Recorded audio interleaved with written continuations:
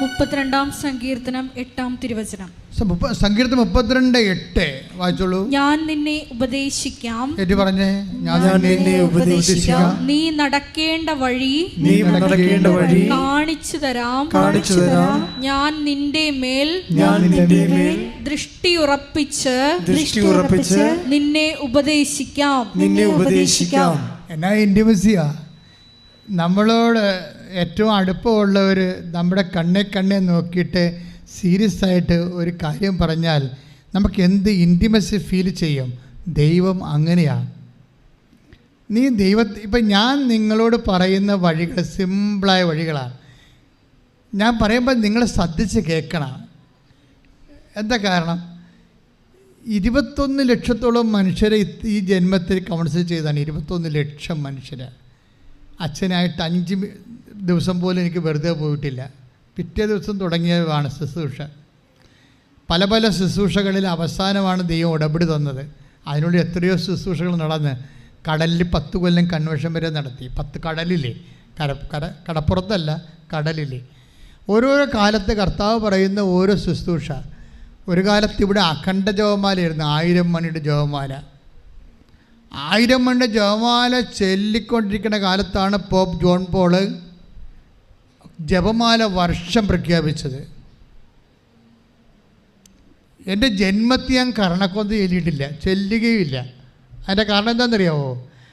കരണക്കൊന്ത ചെല്ലുന്നവർ ചൊല്ലിക്കോ, പക്ഷേ അതൊരിക്കലും നിങ്ങളെ യഥാർത്ഥ കൊന്തയ്ക്ക് സബ്സ്റ്റിറ്റ്യൂട്ട് ചെയ്യരുത്. ചില ആൾക്കാർ, ചില കുടുംബങ്ങൾ മുടിഞ്ഞു പോകാൻ കാരണം അവർ യഥാർത്ഥ കൊന്തയ്ക്ക് പകരം കരണക്കൊന്ത ചൊല്ലിയിട്ടാണ്. എന്താ കാര്യം? ഒന്നാമത്തെ വിശ്വാസത്തിൻ്റെ വിശ്വാസത്തെക്കുറിച്ച് നമുക്കൊരു ഐഡിയ ഉണ്ടാകണം. കരണക്കൊന്തയിൽ എന്താ പറയുക? Only passion is narrating there. കർത്താവ് ഈശോ മിശിഹായുടെ പീഡാനുഭവങ്ങളെ ഓർത്ത് എന്നോടും ലോകത്തോട് മുഴുവനും കരുണയുണ്ടാകണം. അത്രയേ ഉള്ള സംഭവം. അതൊരു 20 പ്രാവശ്യം ചൊല്ലിക്കഴിയുമ്പോൾ അല്ലെങ്കിൽ 100 പ്രാവശ്യം ചൊല്ലിക്കഴിയുമ്പോൾ ആ പ്രാർത്ഥന തീർന്നു. പക്ഷെ നിങ്ങൾ എന്താ ചെയ്തത്? ഒരു മധ്യസ്ഥ പ്രാർത്ഥനയാണത് ബേസിക്കായിട്ട്. എന്താണ് അവിടെ നമ്മൾ എന്ത് വിശ്വാസത്തിൻ്റെ ഏത് രഹസ്യമാണ് അവിടെ ഹൈലൈറ്റ് ചെയ്യുന്നത്? Only passion. കർത്താവിൻ്റെ പീഡാനുഭവം മാത്രമാണ്. നമ്മുടെ വിശ്വാസത്തിൻ്റെ മഹാരഹസ്യങ്ങൾ പീഡാനുഭവം ഒരു കഷ്ണം മാത്രമാണ്. നമ്മൾ പീഡാനുഭവത്തിലൊന്നുമല്ല വിശ്വസിക്കണത്. പീഡാനുഭവം പ്രഖ്യാപിക്കുകയാണ് നമ്മൾ ചെയ്യണത്. പീഡാനുഭവം പ്രഖ്യാപിക്കും. കർത്താവിൻ്റെ മരണം നമ്മൾ പ്രഖ്യാപിക്കും. പിന്നെന്താണ് വിശ്വസിക്കണത്? എന്തിലാണ്? പീഡാനുഭവത്തിലല്ല, ഉയർപ്പിലാണ് വിശ്വസിക്കണത്. കരണക്കൊന്തൽ എവിടെയാണ് ഉയർപ്പ് പറയണത്? ഒരിക്കലും പറയണില്ല. ഉയർപ്പ് പറയാത്തിടത്തോളം കാലം ഒരു പ്രാർത്ഥനയിൽ ശരിക്കും പറഞ്ഞാൽ അത് പ്രാർത്ഥനയുടെ സമ്പൂർണമായ ഫോർമുല ഉള്ളതല്ല. നിങ്ങൾ ചെല്ലണമെന്ന് ഞാൻ പറയത്തില്ല. പാപകരമായ അവസ്ഥയിലുള്ളപ്പോൾ ചെല്ലാൻ പറ്റിയ ഒരു പ്രാർത്ഥനയാണ്. പക്ഷേ അത് വെച്ച് നിങ്ങൾ സമ്പൂർണ്ണ ജപമാല സബ്സ്റ്റിറ്റ്യൂട്ട് ചെയ്യരുത്. ചില കുടുംബങ്ങളിലെ അട്ടിരിക്കുകയാണ്. എന്താ കാര്യം? ഇവർ യഥാർത്ഥ ജപമാല ഉപേക്ഷിച്ചിട്ട് ബിരിയാണി മാറ്റിയിട്ട് അച്ചാർ കഴിച്ച പോലെ അവസ്ഥയാണ്. കാര്യം അറിയാൻ പാടില്ല ചെയ്താൽ. യഥാർത്ഥ ജപമാലയിൽ എന്തെല്ലാം ഉള്ളത്? കർത്താവിൻ്റെ ജനനം തൊട്ട് പരസ്യജീവിതം തൊട്ട് പീഡാനുഭവം തൊട്ട് കുരിശുമരണം കൂടി അവൻ വീണ്ടും വരവ് വരെ അതിനകത്തുണ്ട്. അപ്പം സമ്പൂർണമായ ജപമാലയാണ് പ്രകാശത്തിൻ്റെ ദിവസം ഉൾപ്പെടെയുള്ളത്. അപ്പം അത് സബ്സ്റ്റിറ്റ്യൂട്ട് ചെയ്യരുത്. അതെന്താ പ്രശ്നം വെച്ച് കഴിഞ്ഞാൽ പരിശുദ്ധാത്മാവില്ലെങ്കിൽ ഉണ്ടാകാൻ പോകുന്ന സമയം ഇതുപോലെ മിസ്ഗൈഡൻസ് വരും. സഭയിൽ ഒത്തിരിയേറെ പ്രാർത്ഥനാ രൂപങ്ങളുണ്ട്. അതൊക്കെ സഭ ഒത്തിരി പഠിച്ചും പ്രാർത്ഥിച്ചുമൊക്കെ തന്നെ സ്ഥാപിച്ചിരിക്കുന്നതാണ്. പക്ഷെ നമ്മൾ സെലക്ട് ചെയ്യുമ്പോൾ നമ്മുടെ അവസ്ഥ കൂടി നമ്മൾ നോക്കണം. ഞങ്ങളിവിടെ 1000 മണിയുള്ള ജപമാല ജോൺ പോൾ മാർപ്പാപ്പ ജപമാല വർഷം സ്ഥാപിക്കുന്ന മുമ്പ് തന്നെ അമ്മ ഞങ്ങളോട് പറഞ്ഞതാണ്. 1000 മണിയുള്ള ജപമാല ഇവിടെ 5 വർഷം അടുപ്പിച്ച് ചൊല്ലി. 2004 ആയപ്പോൾ അമ്മ മാതാവ് ജീവനോടെ പ്രത്യക്ഷപ്പെട്ടു. അപ്പോഴെന്തുകൊണ്ടാണ്? 24 മണിക്കൂറും ജപമാല അണമുറിയാതെ രാത്രിയും പകലുമില്ലാതെ ചൊല്ലിയതാണ്. അതിൻ്റെ ഭാഗമായിട്ടാണ് റാലിയൊക്കെ വന്നിരിക്കുന്നത്. ഇപ്പോൾ നിങ്ങൾ റാലിക്ക് വരുന്നില്ലേ? 2 ലക്ഷം പേരും 3 ലക്ഷം പേരല്ലേ റാലിക്ക് വരണത്? അന്ന് തുടങ്ങിയതാ. ഓരോരോ കാലത്തും. പക്ഷേ അപ്പോഴും നാം മനസ്സിലാക്കണം, അതൊക്കെ ഒരു ബേസിക്സാണ്, അടിത്തറകൾ. പക്ഷേ ഇത് മേലോട്ട് പണിയണമെന്നുണ്ടെങ്കിൽ ആ അത്തരം കൊണ്ട് ഏറ്റുപറയണമൊക്കെ ഹൃദയത്തിൽ വിശ്വസിക്കണം. ഹൃദയത്തിൽ വിശ്വസിക്കണമൊക്കെ പ്രവർത്തികൾ നീതീകരിക്കപ്പെടണം.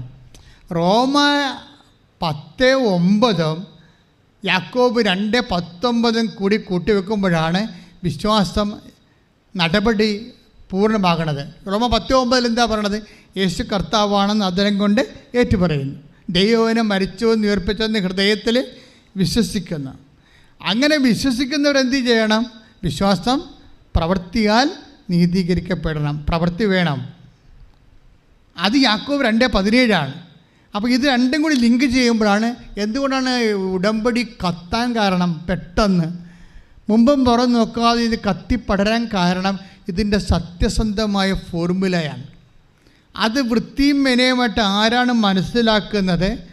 അവർ ദൈവസ്നേഹം നിറഞ്ഞ് ദൈവവിശ്വാസ പ്രേരിതരായി ഇത് സുവിശേഷത്തിന് സാക്ഷിയായി കഴിയുമ്പോൾ നമ്മൾ ആരുടെയും സപ്പോർട്ടില്ലാതെ തന്നെ ഇത് സെൽഫായിട്ട് കത്താൻ തുടങ്ങും.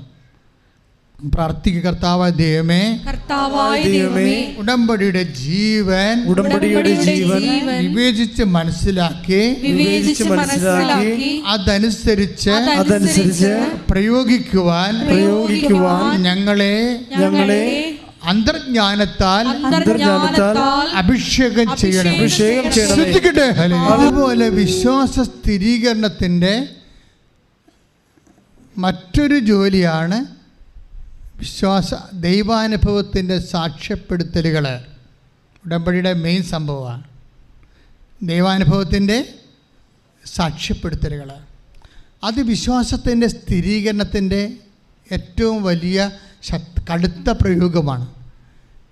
അതായത് നിങ്ങളെപ്പോഴും കണ്ണീരോടെ പ്രാർത്ഥിക്കേണ്ട, കർത്താവേ നിന്നെ സാക്ഷ്യപ്പെടുത്താൻ, നിൻ്റെ മഹത്വം സാക്ഷ്യപ്പെടുത്താൻ എന്നെ സഹായിക്കണമേ, എന്നെ നിൻ്റെ സാക്ഷിയായി മാറ്റണമേ. ഇപ്പം കഴിഞ്ഞ ദിവസങ്ങളിലൊക്കെ ഉണ്ടായിരുന്ന സാക്ഷ്യം, 1 കൊല്ലമായി ഞാൻ കർത്താവിനോട് പ്രാർത്ഥിക്കായിരുന്നു ഈ അൾത്താര കയറി ഒരു സാക്ഷ്യം പറയാൻ വേണ്ടി. 1 കൊല്ലമായി, അങ്ങനെയാണ് അവർ തുടങ്ങണം. 1 കൊല്ലമായി ഞാൻ പ്രാർത്ഥിക്കരുത്.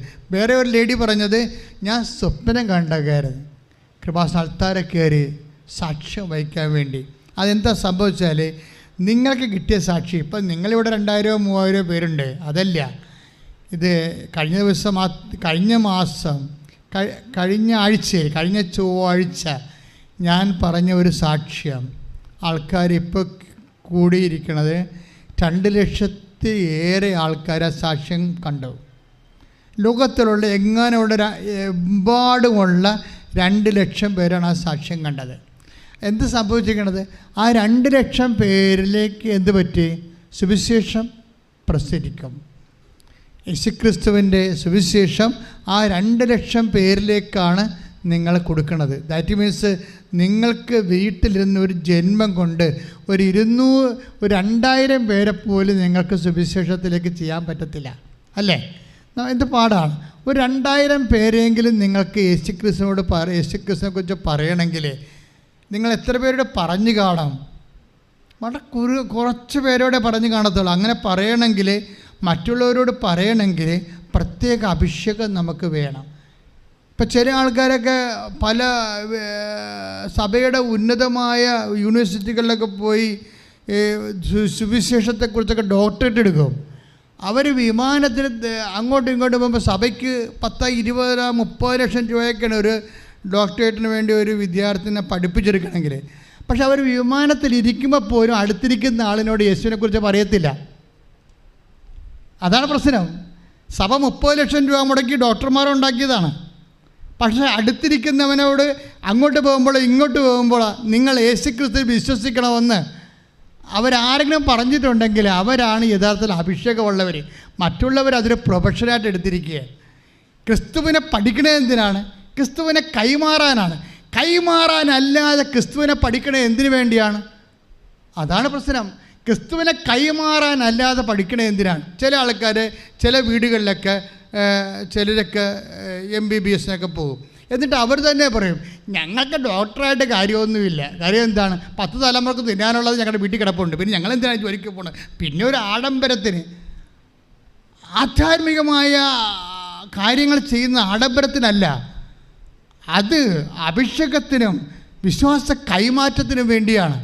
പക്ഷെ ചില മനുഷ്യർ അടുത്തിരിക്കുമ്പോൾ തന്നെ ഒരു ഡോക്ടറേറ്റും ഇല്ല, ഒരു അറിവുമില്ല അവർക്ക്, പക്ഷെ അവർ കർത്താവിനെ കുറിച്ച് പറഞ്ഞുകൊണ്ടിരിക്കും, മറ്റുള്ളവരോട് പറഞ്ഞുകൊണ്ടിരിക്കും, മറ്റുള്ളവരോട് യേശുവിനെ കുറിച്ച് പറഞ്ഞുകൊണ്ടിരിക്കും. യേശുവിനെക്കുറിച്ച് ഈ ജന്മത്തിൽ, ഈ ജീവിതത്തിൽ എപ്പോഴെങ്കിലും നിങ്ങൾ ക്രിസ്തുവിനെ അറിഞ്ഞില്ലെങ്കിൽ ഈ ജീവിതം ഞങ്ങൾക്ക് ജീവിക്കാത്ത പോലെയാകും. കാര്യം അവരുടെ ഉള്ളിൽ നിന്നൊരു തള്ളിച്ചയാണ്. അവർക്ക് ദൈവസംഘം നിറഞ്ഞിട്ട് അഭിഷേകം കിട്ടിയിരിക്കുകയാണ് കർത്താവിനെ കൈമാറാൻ വേണ്ടി. ഒന്ന് പ്രാർത്ഥിച്ച്, കർത്താവ് ദൈവമേ, അങ്ങേ കൈമാറാൻ അൾട്ടിമേറ്റ് ആത്യന്തികമായ എൻ്റെ ജീവിത ലക്ഷ്യമായി സുവിശേഷ കൈമാറ്റത്തിനായി എന്നെ അഭിഷേകം ചെയ്യണം. ഹല്ലേലൂയ.